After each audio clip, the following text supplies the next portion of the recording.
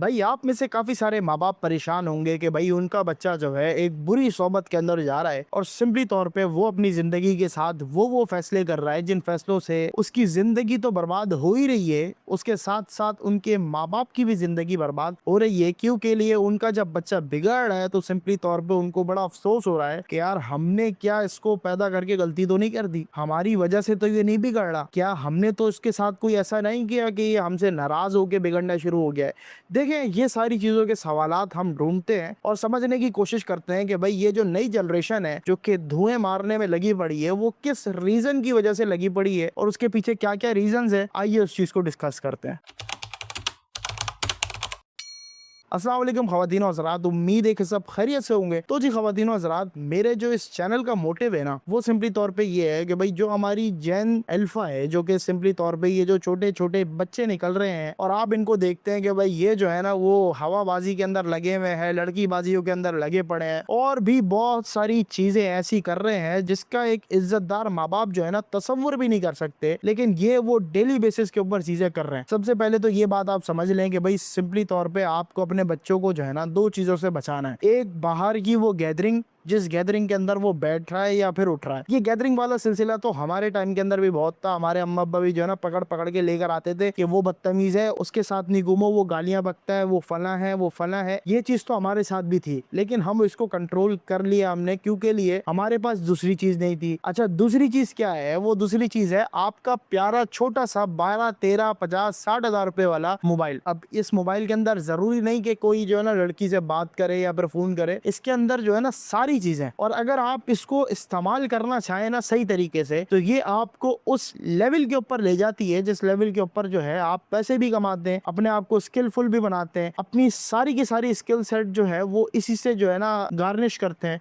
और अपने आप को जो है काबिल बनाते हैं। लेकिन जब इस चीज का आप गलत इस्तेमाल करते हैं तो सबसे ज्यादा बुराई भी ये फैलाती है, सबसे ज्यादा बिगाड़ भी ये लेकर आती है और बहुत ज्यादा नुकसानात पहुंचा के जाती है। अब जो हमारी जनरेशन है ना, वो जनरेशन जो 1998 से 2010 तक आई, वो जनरेशन जो है सिंपली तौर पे उसने दो कैटेगरीज देखी। दादा दादी देखे, उसने माँ बाप की स्ट्रगल देखी, मेहनत देखी, उसने इंटरनेट को आते हुए देखा और उसने सिंपली तौर पे अपने आप को प्रोडक्टिव खेल कूद के अंदर लगाते हुए देखा। लेकिन जो 2010 के बाद जनरेशन आई है वो 3-4 साल तो बड़े होने के अंदर उसने लगा दिए। 3-4 साल में बड़ा हुआ, रोने लगा, तो अम्मा अब्बा जो है 2015-16 के अंदर यूट्यूब आम हो गया तो अम्मा अब्बा ने यूट्यूब पकड़ाना शुरू कर दिया और आज वो जनरेशन आपके सर के ऊपर बैठी हुई है और सिंपली तौर पे कह रही है तू कौन है वे, तू हमसे क्यों बदतमीजी कर रहा है। माजरत चाहूंगा, बड़ा हार्श हो रहा हूं, लेकिन ये चीज समझनी है आपको कि ऐसा ही है। आप अपने बच्चे को अगर देखेंगे ना,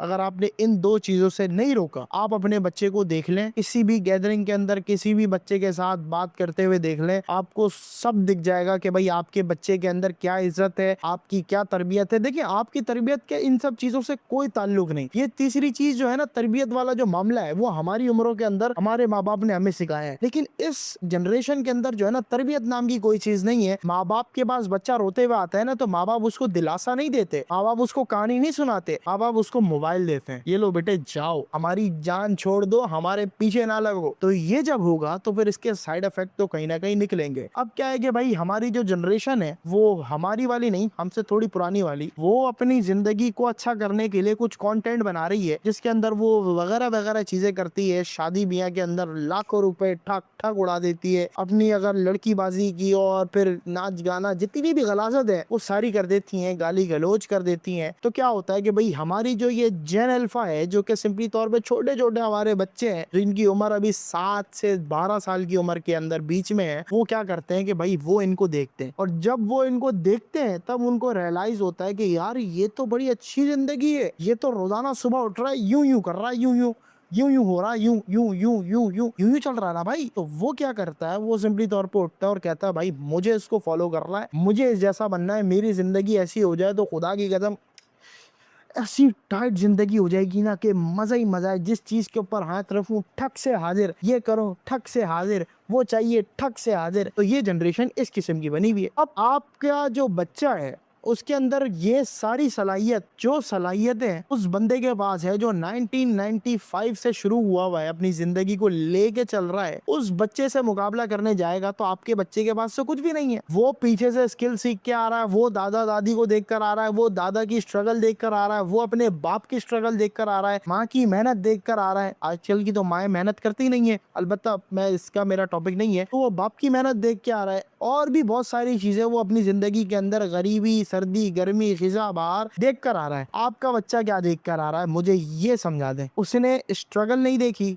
उसने बाप की मेहनत नहीं देखी, उसने सिर्फ और सिर्फ एक चीज देखी है, वो सोशल मीडिया के ऊपर उन लोगों की वीडियोस जो लोग अपनी सिर्फ और सिर्फ लाइफ दिखा रहे हैं और लग्जूरियस लाइफ दिखा रहे हैं, और उसकी एक्सपेक्टेशन फिर क्या क्रिएट हो रही है, भाई वो गाड़ी ली है तो मैं क्यों नहीं ले सकता। मोटिवेशनल स्पीकर होते हैं ना, बड़ी मोटिवेशन देखते हैं और ये काम करो, ये काम करो, ये काम करो, तो वो मोटिवेशन तो सुन रहा है लेकिन पीछे उसके पास पीछे से कोई चीज चलती भी नहीं आ रही, क्योंकि लिए उठते ही, पैदा होते ही उसने ये सारी चीजें देखना शुरू कर दी। तो पीछे उसको ये नहीं पता कि इस काम तक, उस अंजाम तक पहुंचने के लिए कितनी स्ट्रगल लगती है, उसको तो ये नहीं पता। अब वो क्या कर रहा है, उसको स्ट्रगल तो कोई हक नहीं पता। वो क्या कर रहा है कि भाई सिंपली तौर पे कोशिश कर रहा है कि भाई मैं यूं यूं कर लूं, यूं उससे हाथ पकड़े जा ही नहीं रहे उससे, वो कैसे कर लेगा, उसको पता ही नहीं है, स्किल सेट नहीं है, क्रेडिबिलिटी नहीं है, मोबाइल नहीं है और वसाइल नहीं है, वो तो फंसा हुआ है। उसको थोड़ी ना पता कि भाई जीरो से शुरू होता है, सब चीजें जीरो से होती हैं। वो बाप के पास जाके, जिसके पास 50,000 रुपए की बाइक नहीं है, 50,000 रुपए तक का मोबाइल नहीं है, उसके पास जाके कहता अब्बा मुझे आईफोन 15 चाहिए प्लीज, आईफोन 17 चाहिए प्लीज, दिला दो वरना मैं जो है ना मैं मर जाऊंगा, मैं ये कर लूंगा, मैं वो कर लूंगा। अब बाप कैसे दिलाएगा भाई, बाप नौकरी करे, पैसे कमाए या फिर बच्चे संभाले।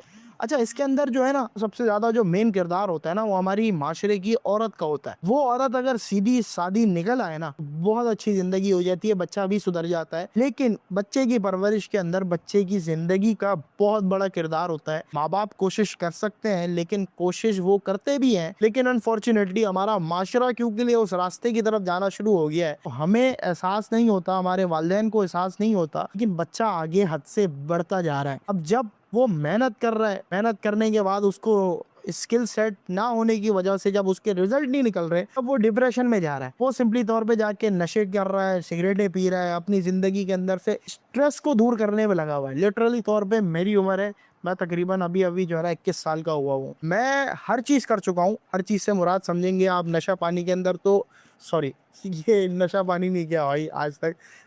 सिगरेट पी है मैंने, लेकिन कभी मैंने उसको आदत नहीं बनाया। क्यों? क्योंकि मुझे पता है कि भाई ये सारी चीजें हमारे अब्बा ने जो है ना जिस किस्म का डंडा दिया हुआ था ना, लिटरली तौर पे कोई भी उसके सामने टिकता नहीं था। हम करने के ऊपर जो है ना 100 और क्या हजारों बार सोचते थे कि यार ये चीज कर लेते, अब्बा पकड़ लेंगे। आज का बच्चा बताऊं क्या कहता है, अब्बा पकड़ ले तो क्या कर लेंगे, अब्बा खुद भी तो पी रहे हैं, अब्बा खुद भी तो ये काम कर रहे थे, अब्बा खुद भी तो आंटी से बात कर रहे थे, अब हम बात कर रहे हैं तो अब्बा थोड़ी ना कुछ बोलेंगे। तो वो बच्चा जो है ना उस मेंटल लेवल के ऊपर चल रहा है। और मैं इस चीज को क्लियर कर दूं कि भाई दुनिया के अंदर सब चीज किए हुए से मुराद काम किया है। मैं लिटरली तौर पे यूट्यूब 2020 से क्रैक करने की कोशिश कर रहा हूँ, अभी तक क्रैक नहीं हुआ है। 6 साल हो चुके हैं मुझे इस इंडस्ट्री के अंदर। मेरा पहला चैनल था जिसके ऊपर पहली वीडियोस मैंने डाली थी, वो भी मेरे पास मौजूद है, लेकिन लिटरली तौर पे अभी तक क्रैक नहीं हो रहा है। मेहनत कर रहे हैं, लगे हुए हैं, इंशाल्लाह क्रैक करेंगे ही करेंगे। अलबत्ता ये कि जो हमारी नई जनरेशन है वो बिल्कुल इस मेंटल लेवल के ऊपर चली गई है कि मैं क्या,